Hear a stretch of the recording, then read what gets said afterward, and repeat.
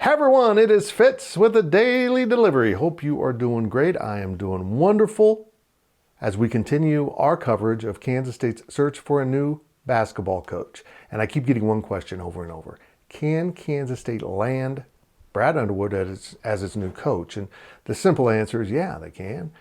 But the more complex answer is there's a lot of things that have to go exactly right for that to happen, including the financial package.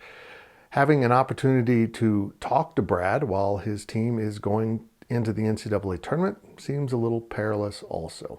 So yes, it can happen. And as I've mentioned, and I always mention for full disclosure, I've known Brad a very long time and he is a good friend.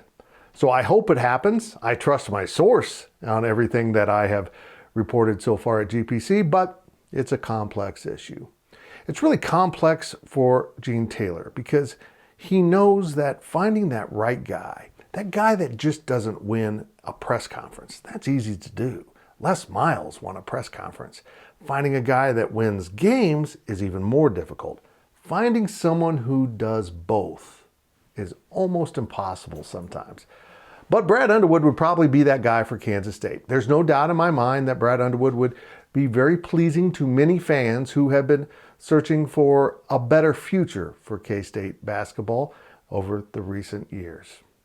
Brad Underwood is the unicorn. He's the guy that doesn't seem to really exist, but does. He does.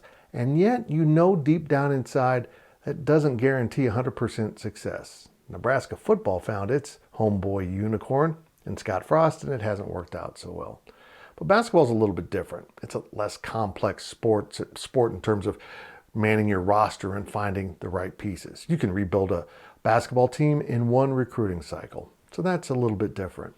But I have a lot of faith in Brad. I've known him, and I think he is the right guy for the job. But I want to ask K-Staters this. Don't get too invested in him. Maybe it will be him. Maybe it won't. I know folks in Illinois just can't fathom how he could possibly ever leave Champaign for Manhattan, Kansas. And they've never been here or experienced this place.